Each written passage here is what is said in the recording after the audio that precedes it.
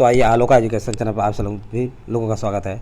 दोस्तों आज हम लोग चर्चा करेंगे भारतीय राज्य व्यवस्था के कुछ महत्वपूर्ण प्रश्नों के बारे में। तो देखिए पहला क्वेश्चन आप लोगों के सामने है, प्रदेश का कौन सा नेता नेहरू की कैबिनेट में पहले गृह मंत्री तथा बाद में रक्षा मंत्री बना? प्रदेश का कौन सा नेता नेहरू की कैबिनेट में पहले गृह मंत्री तथा बाद में रक्षा मंत्री बना? विकल्प आप लोगों के सामने है दोस्तों, ध्यान से सुनिए। प्रकाश चंद्र शेट्टी, द्वारकानाथ मिश्रा, रविशंकर शुक्ला, कैलाशनाथ काटजू। तो दोस्तों कैलाशनाथ काटजू है नेहरू की कैबिनेट में पहले गृह मंत्री थे तथा बाद में इन्हें रक्षा मंत्री बनाया गया। कैलाशनाथ काटजू, कैलाशनाथ काटजू। तो आइए इसके प्रमुख तथ्यों के बारे में देखते हैं। कैलाशनाथ काटजू नेहरू की कैबिनेट में 1951 में विधि मंत्री के रूप में शामिल हुए थे तथा इसी वर्ष वे देश के तीसरे गृह मंत्री बने। कौन से गृह मंत्री बने? तीसरे गृह मंत्री बने। 1955 में उन्हें रक्षा मंत्री का पदभार सौंपा गया था। वे 1957 से 1962 के दौरान मध्य प्रदेश के मुख्यमंत्री भी रहे। 1957 से 62 तक ये मध्य प्रदेश के मुख्यमंत्री भी रहे। कौन? कैलाशनाथ काटजू है 1957 से 1962 के दौरान मध्य प्रदेश के मुख्यमंत्री भी रहे। नेक्स्ट क्वेश्चन नंबर 2 है दोस्तों, स्वतंत्र भारत के प्रथम वित्त मंत्री थे। स्वतंत्र भारत के प्रथम वित्त मंत्री थे। ध्यान दीजिए, विकल्प आप लोग के सामने है, जो ध्यान सुनिए इसको। श्री गुलजारी लाल नंदा, श्री जान मथाई, श्री कृष्णा माचारी, श्रीमती सरोजिनी नायडू और आर के षणमुख चेट्टी। ये 5 है दोस्तों। अब इसमें आर के षणमुख चेट्टी क्या थे? आर के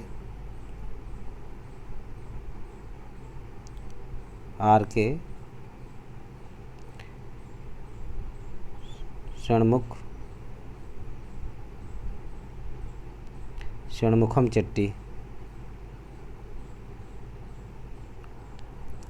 स्वतंत्र भारत के प्रथम वित्त मंत्री कौन थे? तो आर के षणमुखम चेट्टी थे। स्वतंत्र भारत के प्रथम वित्त मंत्री आर के षणमुखम चेट्टी थे। इन्होंने स्वतंत्र भारत का पहला केंद्रीय बजट 26 नवंबर 1947 को प्रस्तुत किया। कब किया था? 26 नवंबर 1947 ईस्वी को आर के षणमुखम ने पहला केंद्रीय बजट रखा था। 1949 में उनके स्थान पर जान मथाई को वित्त मंत्री नियुक्त किया गया था। 1949 में उनके स्थान पे जान मथाई को 1949 में उनके स्थान पे जान मथाई को वित्त मंत्री फिर नियुक्त किया गया था। तो आप लोग समझ में आ गया होगा। एक बार पुनः इसके तथ्य को देख लीजिए। स्वतंत्र भारत के प्रथम वित्त मंत्री आर के षणमुखम चेट्टी थे। इन्होंने स्वतंत्र भारत का पहला केंद्रीय बजट 26 नवंबर 1947 को आर के षणमुखम चेट्टी ने प्रस्तुत किया था। 1949 में उनके स्थान पर जान मथाई को वित्त मंत्री नियुक्त किया गया था। आप लोग समझ में आ गया होगा। नेक्स्ट क्वेश्चन नंबर 3 है दोस्तों, निम्न में से कौन भारतीय प्रधानमंत्री बनने से पूर्व किसी भी राज्य के मुख्यमंत्री नहीं रहे थे? निम्न में से कौन भारत के प्रधानमंत्री बनने से पूर्व किसी राज्य के गृह मंत्री नहीं रहे थे? विकल्प आप लोग सामने, ध्यान पूर्वक सुनिए।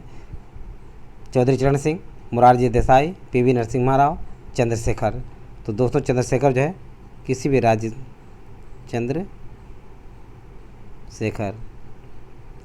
चंद्रशेखर किसी भी राज्य के मुख्यमंत्री नहीं थे। तो आइए इसके प्रमुख तथ्यों के बारे में देखते हैं। श्री चंद्रशेखर के अतिरिक्त सभी प्रश्नगत व्यक्ति प्रधानमंत्री बनने से पूर्व राज्यों के मुख्यमंत्री रह चुके थे, यानी मोरारजी देसाई, चौधरी चरण सिंह, पीवी नरसिम्हा राव, ये तीनों के तीनों जो है मुख्यमंत्री रह चुके थे। लेकिन चंद्रशेखर जो है प्रधानमंत्री बनने से पहले किसी भी राज्य के मुख्यमंत्री नहीं थे। ज्ञातव्य है कि श्री चंद्रशेखर कभी भी किसी राज्य के मुख्यमंत्री नहीं रहे थे। नेक्स्ट क्वेश्चन, भारत के प्रधानमंत्री में से कौन अपने कार्यकाल में संसद में कभी भी उपस्थित नहीं हुआ? तो विकल्प देखिए दोस्तों, भारत के प्रधानमंत्री में से कौन अपने कार्यकाल में संसद में कभी भी उपस्थित नहीं हुआ? तो अटल बिहारी वाजपेयी, बीपी सिंह, चंद्रशेखर, चौधरी चरण सिंह। तो दोस्तों चौधरी चरण सिंह जो है कभी भी अपने चौधरी चरण सिंह कभी भी उपस्थित नहीं हुए थे।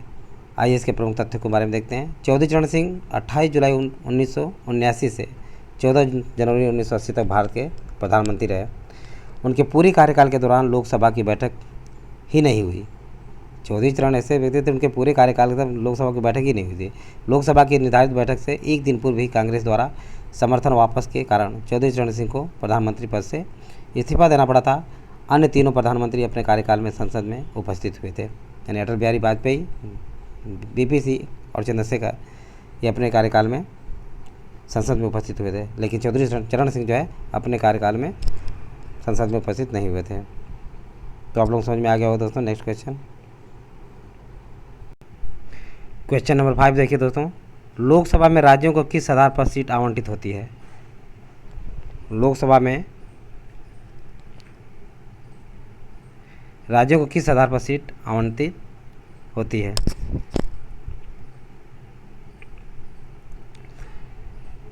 विकल्प देखिए दोस्तों आप लोग सामने है, जनसंख्या, क्षेत्रफल, गरीबी, भाषा। तो लोकसभा में राज्यों को किस आधार पर सीट आवंटित होती है दोस्तों? जनसंख्या के आधार पर, जनसंख्या के आधार पर। आइए इसके प्रमुख तथ्यों के बारे में देखते हैं। लोकसभा के सदस्यों के चुनाव के प्रयोजन के लिए प्रत्येक राज्य को प्रादेशिक निर्वाचन क्षेत्रों में विभक्त कर दिया जाता है। प्रत्येक राज्य को प्रादेशिक निर्वाचन क्षेत्रों में ऐसी रीति से विभाजित किया जाता है कि प्रत्येक निर्वाचन क्षेत्र की जनसंख्या तथा उसके लिए नियत किए गए सदस्यों की संख्या का अनुपात समस्त राज्यों में यथासाध्य एक ही हो, तथा प्रत्येक राज्य के लिए लोकसभा के स्थानों की संख्या का बंटवारा ऐसी रीति से किया जाएगा कि स्थानों की संख्या से राज्य की जनसंख्या का अनुपात समस्त राज्यों के लिए यथासाध्य एक ही हो। अनुच्छेद 81(2) क एवं ख इस प्रकार संविधान लोकसभा के निर्वाचन में प्रतिनिधित्व की एकरूपता जनसंख्या के आधार पर दो प्रकार से स्थापित करने का उपबंध करता है। क विभिन्न राज्यों में और ख एक राज्य के विभिन्न निर्वाचन क्षेत्रों में, यानी विभिन्न राज्यों में और ख जो है एक राज्य के विभिन्न निर्वाचन क्षेत्रों में। तो समझ में आ गया होगा। क्वेश्चन नंबर 6 देखिए, लोकसभा चुनाव का कोई प्रत्याशी अपनी जमानत खो देता है यदि उसे प्राप्त न हो सके। वैध मतों का 1/3, वैध मतों का 1/4, वैध मतों का 1/5, उपरोक्त में से कोई नहीं। तो दोस्तों इस विकल्प में उपरोक्त में से कोई नहीं है। इस विकल्प में उपरोक्त में से कोई नहीं, उपरोक्त में से कोई नहीं है। तो ध्यान दीजिए, इसके प्रमुख तथ्यों को देखते हैं। लोकसभा चुनाव में यदि कोई प्रत्याशी वैध मतों का 1/6 भाग, कितना वैध मतों का 1/6 भाग प्राप्त नहीं कर पाता, तब उस उम्मीदवार की जमानत राशि जब्त हो जाती है, अर्थात वो अपनी जमानत खो बैठता है। क्वेश्चन नंबर 7 देखिए दोस्तों, भारत के संविधान के अनुच्छेद 82 के अनुसार लोकसभा की सीटों का राज्यों के मध्य आवंटन की जनगणना के आधार पर है। भारत के संविधान के अनुच्छेद 82 के अनुसार लोकसभा की सीटों का राज्यों के मध्य आवंटन की जनगणना के आधार पर है। 1961 के आधार पर, 1981 के आधार पर, 1971 के आधार पर, 1991 के आधार पर। तो दोस्तों ये 1971 के आधार पर, 1971 के आधार पर। आइए प्रमुख तथ्यों के बारे में देखते हैं। संविधान के अनुच्छेद 82 के अनुसार लोकसभा की सीटों का राज्यों के मध्य आवंटन 1971 की जनगणना के आधार पर है। यह व्यवस्था पहले वर्ष 2000 तक के लिए थी। कितने की थी? 2000 तक के लिए थी। परंतु 84वें संविधान संशोधन अधिनियम द्वारा इसे 2026 तक संशोधित न किए जाने का प्रावधान किया गया है। कितने तक? 2026 तक न संशोधन किए जाने का प्रावधान किया गया है। तो आप लोग समझ में आ गया होगा। क्वेश्चन नंबर 8 देखिए दोस्तों, निम्न राज्यों में अनुसूचित जनजातियों के लिए लोकसभा में स्थान आरक्षित नहीं है। निम्न राज्यों में अनुसूचित जनजातियों के लिए लोकसभा में स्थान आरक्षित नहीं है। ध्यान दीजिए, विकल्प को ध्यानपूर्वक सुनिए। केरल तथा तमिलनाडु में, कर्नाटक तथा केरल में, तमिलनाडु तथा कर्नाटक में, उपरोक्त सभी में।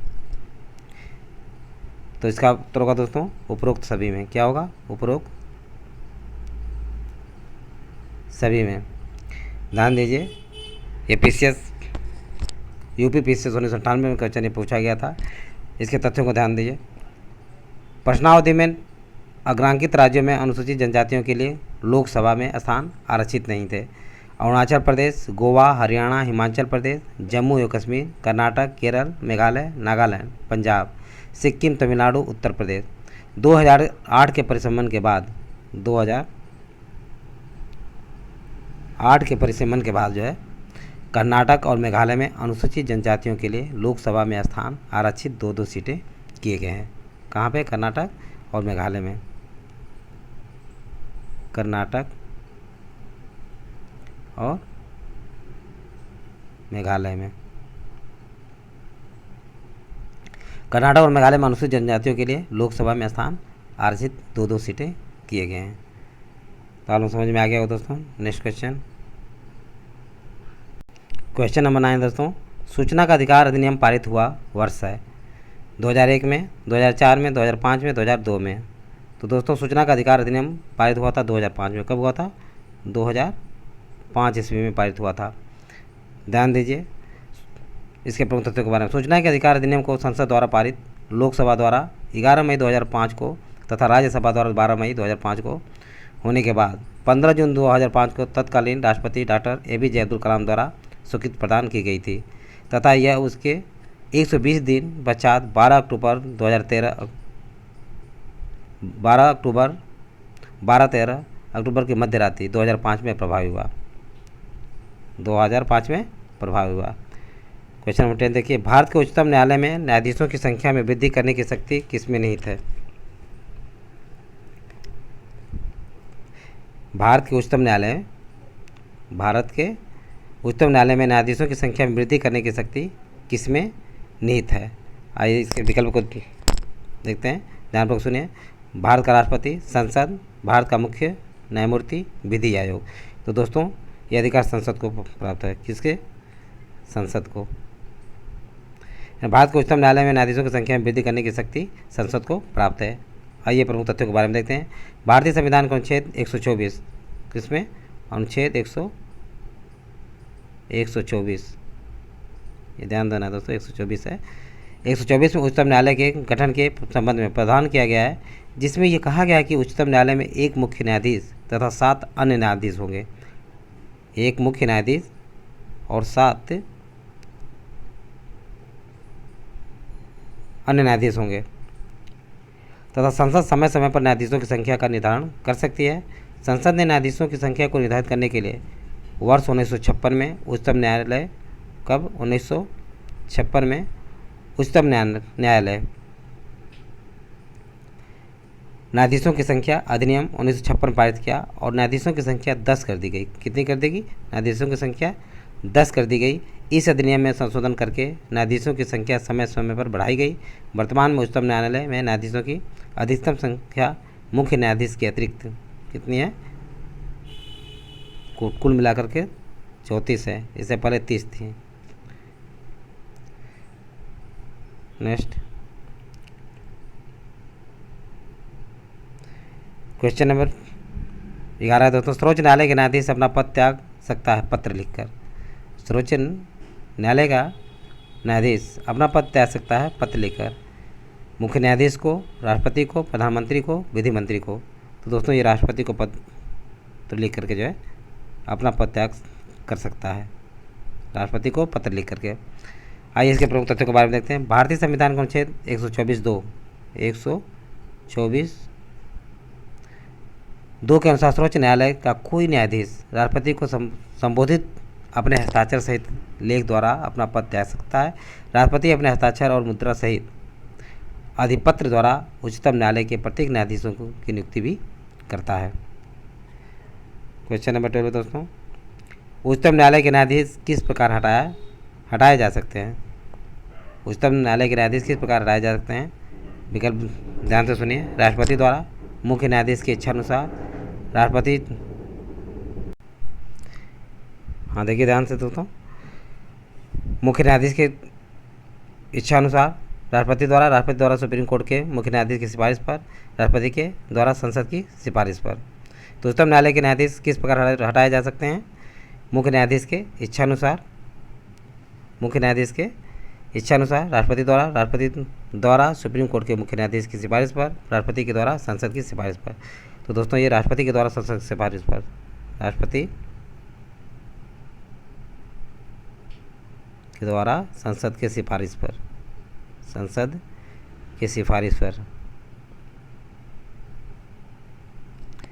आइए इसके प्रमुख तथ्यों के बारे में देखते हैं। उच्चतम न्यायालय के न्यायाधीश राष्ट्रपति द्वारा साबित कदाचार या असमर्थता के आधार पर संसद की सिफारिश पर महाभियोग प्रस्ताव, यद्यपि संविधान में महाभियोग के स्थान पर समावेदन शब्द का प्रयोग किया गया है, पारित होने के बाद हटाए जा सकते हैं। इस प्रक्रिया का वर्णन संविधान के अनुच्छेद 124(4), संविधान के अनुच्छेद 124(4) में एवं 5 में किया गया है। एक बार पुनः ध्यान से सुनिए। उच्चतम न्यायालय के न्यायाधीश राष्ट्रपति द्वारा साबित कदाचार या असमर्थता के आधार पर संसद की सिफारिश पर महाभियोग प्रस्ताव, यद्यपि संविधान में महाभियोग के स्थान पर समावेदन शब्द का प्रयोग किया गया है, पारित होने के बाद हटाए जा सकते हैं। इस प्रक्रिया का वर्णन संविधान के अनुच्छेद 124(4) एवं 5 में किया गया है। तो दोस्तों आप लोगों को समझ में आ गया होगा। आज बस इतना ही। यदि वीडियो अच्छा लगा हो तो इसे सब्सक्राइब और लाइक अवश्य करें तथा अपने सगे संबंधी और दोस्तों को शेयर करना ना भूलें। थैंक यू दोस्त, नेक्स्ट वीडियो में मिलेंगे।